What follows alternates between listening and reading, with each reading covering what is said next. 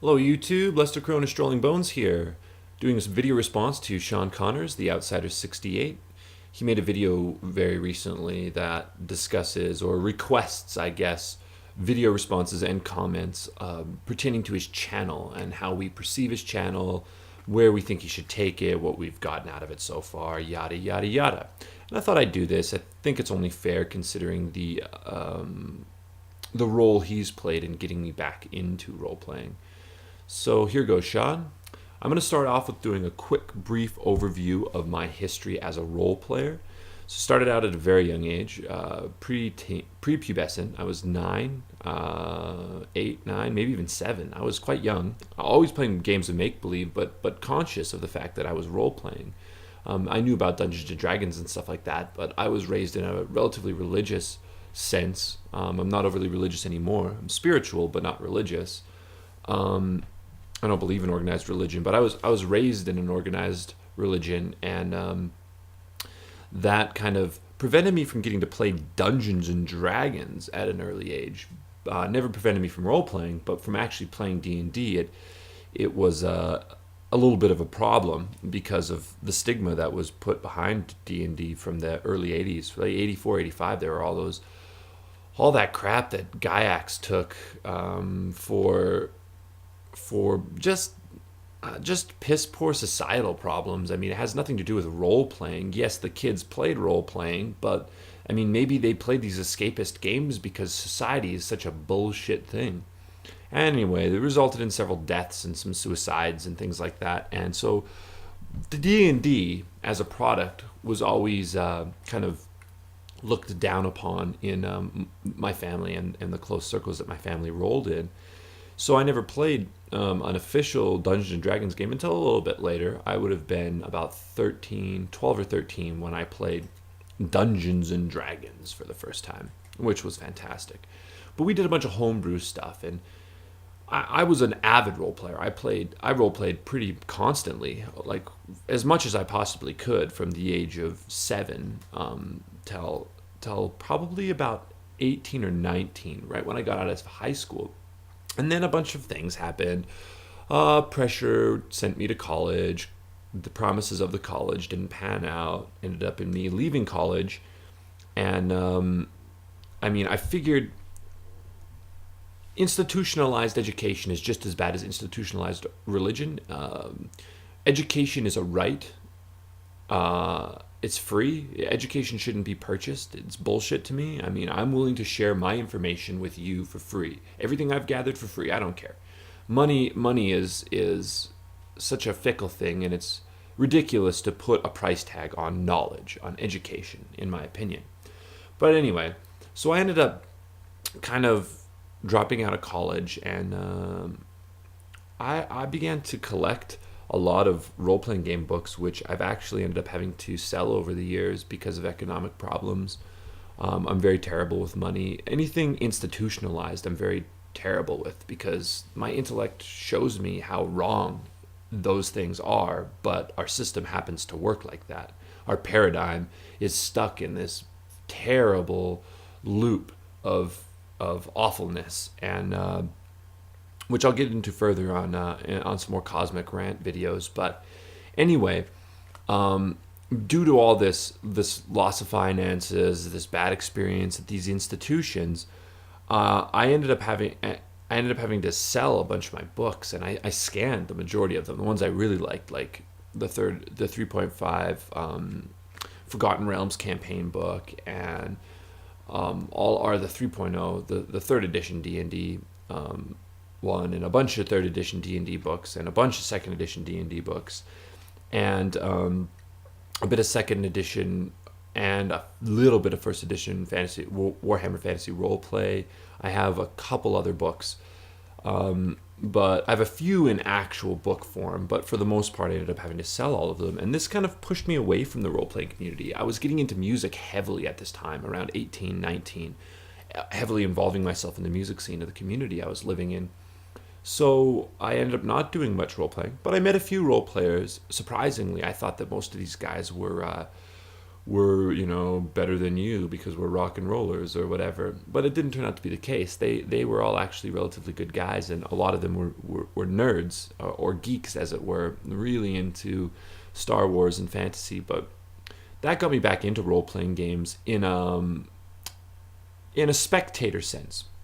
I read a lot of role-playing game magazines and blogs, and I got involved in that way, reading role-playing games for pleasure, as opposed to reading them, prepping them, and playing them. I read them more from a novelist's perspective and a game designer's perspective, just reading into these things and building up a pretty good working knowledge of how role-playing is essentially supposed to work.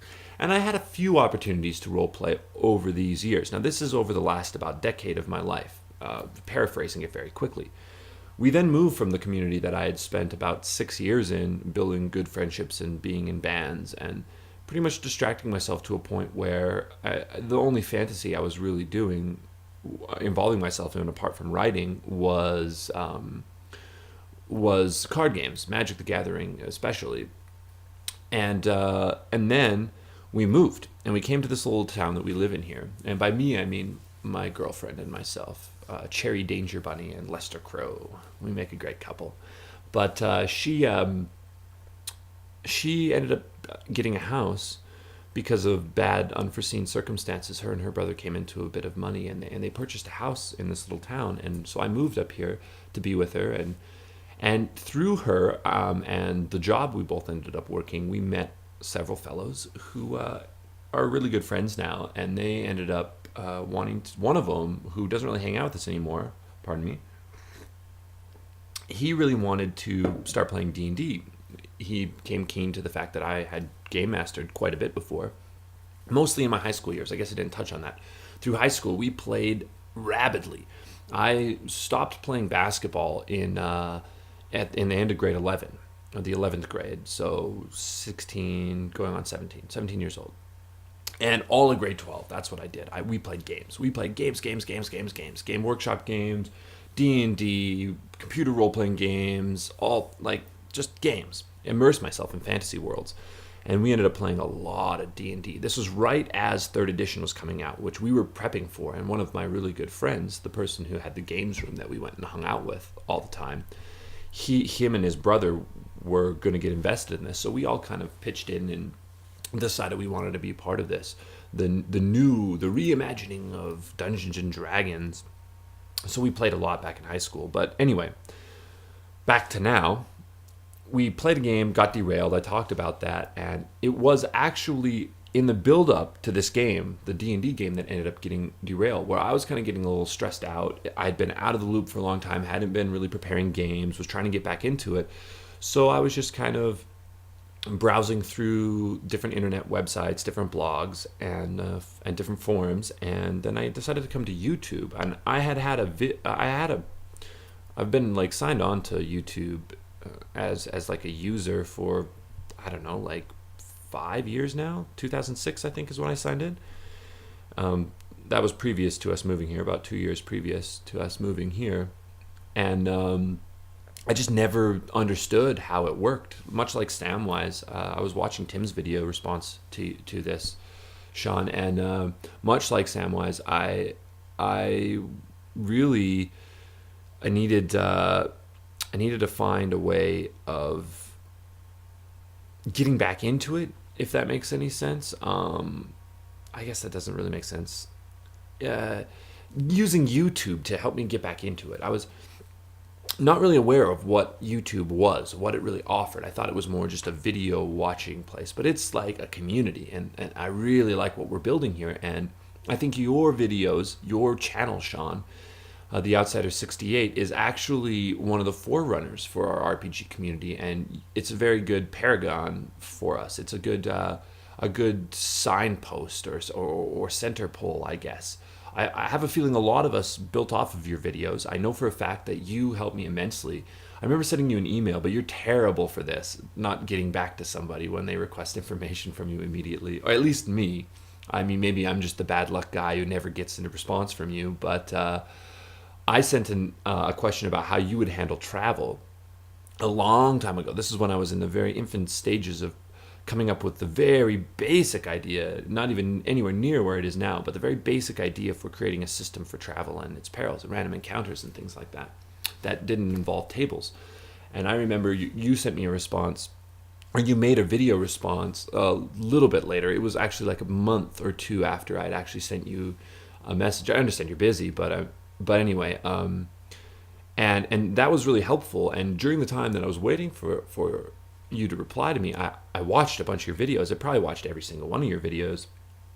And I never participated in your campaign or anything like that you ran there, the Tomb of Horrors or whatever. I didn't really. I at that time I was pretty skeptical about online play and things like that. I've come to actually enjoy it quite a bit now with the Reckless Ice podcast. But essentially what I'm trying to say, Sean, is that your pieces of work, the videos you've done and the manner in which you've done them, I can tell that you're not huffing and puffing and stopping and pausing and re-recording all this stuff. I feel you shoot from the hip. You're pretty loose-lipped. You say it how you feel it, and you're very direct.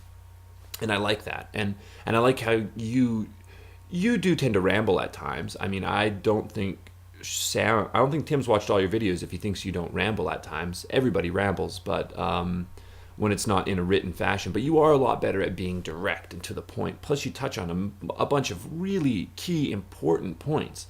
In fact, you've made so many videos that it pretty much makes us, the rest of the community, not have to make these videos because you've done such a good job on them. I mean, unless we're fleshing out or adding more to what you have touched on, you've done a pretty good job of laying down a good base groundwork for what a game master needs to know, basic abilities he needs to have, or he or she needs to have in order to produce a good product, to have a good game.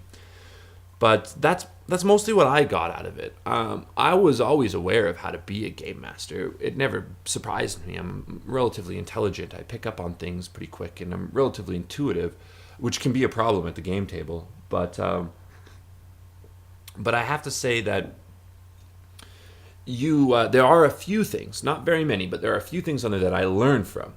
Like I never knew about that before, about specifics before, and you presented them to me. Map making, I understood all of that. I understood organization. I understood brainstorming when you're making your plays. I understood all sorts of things, but it was one of the videos that I'd never really thought about before that you really nailed home when you talked about use of language. I mean, this was actually a relatively recent video, but how there are multiple tiers to the use of language, how there's body language, there's posture, there's inflection. There are a whole bunch of different things that you can use as a game master to really draw your players in. You can, put on a little accent. If you don't put on an accent, well, you can hold your body in a different way. You can leap from the table when something exciting happens. There's all sorts of little things that you put down there, and that has actually helped my game mastering. I used to be a sit-down game master. Every game I ran, previous to watching a lot of your videos and just getting your general idea of what you are like as a person, which I think is fantastic, Sean, besides the fact that you don't get back to me. I think you're a fucking fantastic dude. And I have been so much more open as a game master now because of videos I've watched as you. I'll leap from the table and I'll get my players to stand up and I'll show them how the thing attacks show them how the beast man attacks them or whatever. And I'm really grateful for that. I'm really grateful for the information that you put up on there. I'm really grateful that you do it for free. That shows wonderful character on your part, because you could, Sean. You very well could release a blog. You could have done it in a blog and tried to get paid for it. You could be a part of a magazine. There's so many ways you could go about making money off of this information. But you're wonderful enough to help disseminate this information and create a community, and you're doing a good job in that sense, where you're playing a major key role. I think you, and I think Samwise7, and I think Ander, I think Sean, Tim, and Ander are probably the three most prolific video makers. Win was making tons of videos, but I haven't seen him in a long time. I haven't seen anything he's done in a long time, which I kind of regret, or I'm kind of sad about, because I really like Win's stuff too. But I'd say like the four of you guys, as far as I know, as far as what I've seen, the four of you guys are really the mainstay. You guys really produce a lot of quality product videos, which I enjoy watching. A lot of maybe poorly wasted time, but I like the information I get, and I like all your personalities. You're all fantastic people. But Sean, what I guess the other thing you asked is what would we like to see from your videos? Like where would I like you to go with it? You've touched slightly on setting, but only slightly. You've got almost 200 videos, I believe. You're closing in on 200, and of that, I'd say less than 10 of them are have anything to do with setting. Like, but you have some good stuff on. You've got a good foundation for setting videos. I'd love to see you do more videos on setting. I'd really like to hear you flesh out this idea that you have. That it sounds like Warhammer to me. The background you want to set it up in Renaissance Italy, so it sounds like Tilia or Remas in Warhammer. Essentially, I mean, you could create that in Warhammer. It's the same thing. It's that whole Renaissance thing. But anyway, and that is going to be a segue there. But I'd like to hear more about your Renaissance Italy project, like the setting that you're trying to develop. And the other thing I'd like to hear you do is go into more depth about Warhammer. You teased me with a video where you said you were going to go into depth about Warhammer, and you never did. You went into a little bit, you touched on it a little bit, but you have yet to really go into depth on the Warhammer, on the third edition of Warhammer. I'd love to do it in tandem. I'd like to do the more esoteric setting information for the players, and I'd love you to talk mechanically because I think you're more direct. I think your character lends better to disseminating or putting forward the mechanics than mine. I'm better at ranting and rambling about setting because that is where my strengths lie, is in storytelling, not in mechanically dealing with the games. But anyway, that's what I've learned essentially. I mean, this is a long video, but I've got a lot to say to you, Sean. I mean, I don't know. I feel connected to you in the sense that I feel that we have similar aspirations when it comes to role-playing games. I think we both enjoy them immensely. We consider them a hobby. I do, but a hobby in like the sense that I consider my music a hobby, where I do it all the time with the hopes that one day I may be able to make some coin off of it, apart from busking, which I've made lots of coin off of. But anyway, so those are the two things I'd like to see. I'd like to see you touch on setting more, especially that Renaissance Italy setting that you're talking about. And secondly, I'd like to see you actually do those videos about Warhammer 3rd Edition that you said you were going to do. That would be fantastic. Other than that, I'm very grateful for your videos. They've helped me a lot. And I hope you have a wonderful 2011, Sean. Let's keep this gaming community going. It's really good for me. I mean, I'm the type of person who needs a community around me, but I live in a town that I'm not a fan of. I have only very few friends here, and I consider every single one of you guys who I converse with via YouTube and Skype and my blog. I really, really, really consider you guys my friends. So yeah, let's keep gaming, guys. Thanks a lot, Sean. Thanks a lot, everybody else. Peace.